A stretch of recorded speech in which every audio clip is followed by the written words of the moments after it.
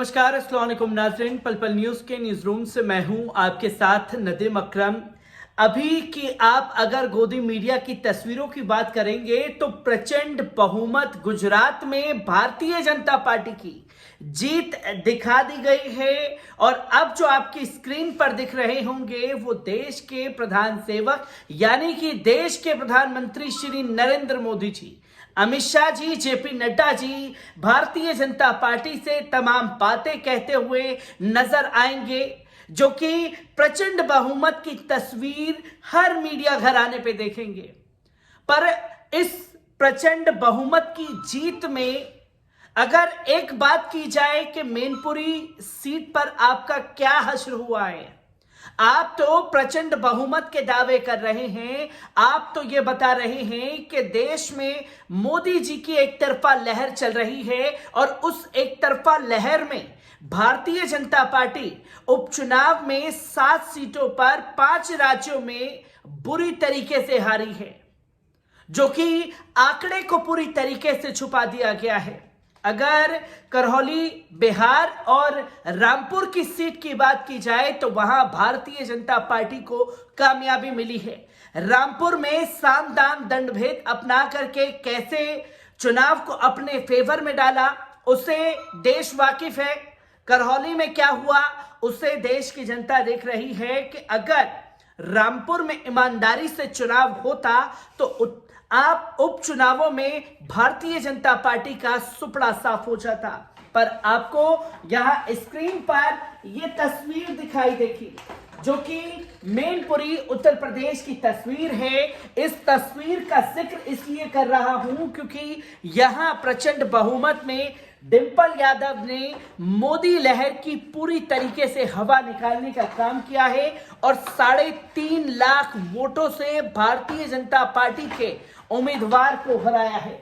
आपको बता दें कि स्क्रीन पर इस वक्त यह तस्वीर डिंपल यादव समाजवादी पार्टी की, इन्हें तकरीबन 6,18,000 वोट मिले।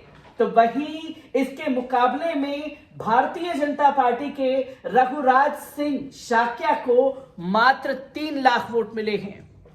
ये 3.5 लाख वोटों का मार्जिन जो है ये उस प्रचंड बहुमत की हवा निकालता है और इस जो ऐतिहासिक रिकॉर्ड जीत दर्ज किया है डिंपल यादव ने, इसके बारे में बोलने से मीडिया को शर्म आ रही है। मीडिया इसके ऊपर बात करना नहीं चाह रहा है। पर इसी के साथ साथ आपको बता दें कि राजस्थान की सीट पर क्या हश्र हुआ है भारतीय जनता पार्टी का उपचुनाव में। एक लोकसभा का चुनाव था, दूसरा जो है चुनाव था आपका खासतौर पर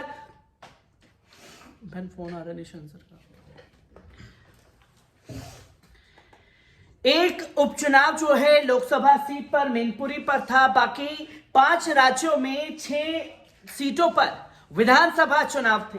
और इधर राजस्थान में सरद शहर में उपचुनाव में भारतीय जनता पार्टी को मात्र वोट मिले 64,219। ये उपचुनाव का डाटा जो है वो आपकी स्क्रीन पर है।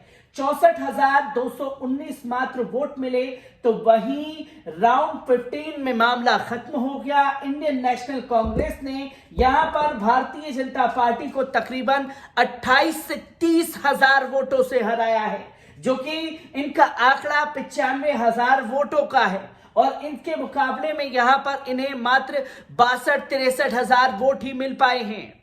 इस हार का जिक्र कहीं नहीं है, जो कि तस्वीरें आप लगातार देख सकते हैं। और इसी के साथ साथ रामपुर सीट में क्या हुआ है, क्योंकि कुछ लोगों ने यह बताने की कोशिश की कि सुपड़ा साफ हो गया, 5 की 5 सीटों पर जो है ये भारतीय जनता पार्टी हारी है। पर भारतीय जनता पार्टी 2 सीटों पर उपचुनाव में जीत दर्ज कर पाई है। रामपुर की एक सीट है, क्योंकि यह साख का सवाल बन चुका था भारतीय जनता पार्टी के लिए, जहां आकाश सक्सेना को 45,484 वोट मिले और मोहम्मद असीम रजा समाजवादी पार्टी के उम्मीदवार को 34,620 मात्र वोट मिले। और क्या हुआ रामपुर में, ये देश की जनता के सामने है। 24 राउंड तक चले, 20 राउंड की अपडेट आती रही। तब तक समाजवादी पार्टी के उम्मीदवार जो हैं वो 7,000 वोटों से आगे चल रहे थे।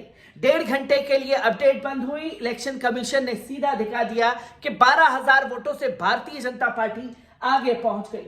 इसके साथ आगे बढ़ते ही बिहार की कुरहनी सीट पर भारतीय जनता पार्टी ने जीत का परचम लहराया है। यहां अगर बात की जाए, केदार प्रसाद गुप्ता भारतीय जनता पार्टी के उम्मीदवार, 76,648 वोट मिले। तो वहीं मनोज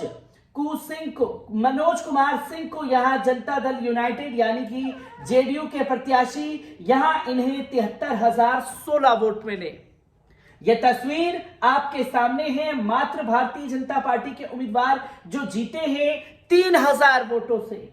इधर अगर देखें, नीलम कुमार विकासशील इंसान पार्टी के उम्मीदवार थे, उन्होंने 10,000 वोट लिए। मोहम्मद गुलाम मुर्तजा ऑल इंडिया मजलिस इत्तेहादुल मुस्लिमीन के उम्मीदवार 3202। तो तमाम दावे इस सीट को लेकर के किए जाएंगे कि साहब अगर फला पार्टी नहीं लड़ती तो हम जीत जाते। यहां भारतीय जनता पार्टी को जीत दर्ज हुई है, एक बिहार की उपचुनाव सीट और एक रामपुर सीट। इसके साथ साथ अगर बात की जाए छत्तीसगढ़ की, छत्तीसगढ़ में इंडियन नेशनल कांग्रेस ने टोटल वोट हासिल किए 65,327 और भारतीय जनता पार्टी को मात्र वोट मिले 44,229।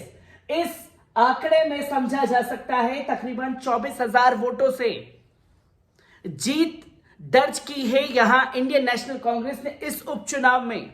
यह प्रचंड बहुमत का जो दावा किया जा रहा है गोदी मीडिया पर, उसकी हकीकत उपचुनाव में देखने को मिली है। जहां छत्तीसगढ़ में कांग्रेस जीती है तो राजस्थान में कांग्रेस, छत्तीसगढ़ में कांग्रेस, दोनों जगह पर कांग्रेस के उम्मीदवारों ने अपनी जीत का परचम लहराया।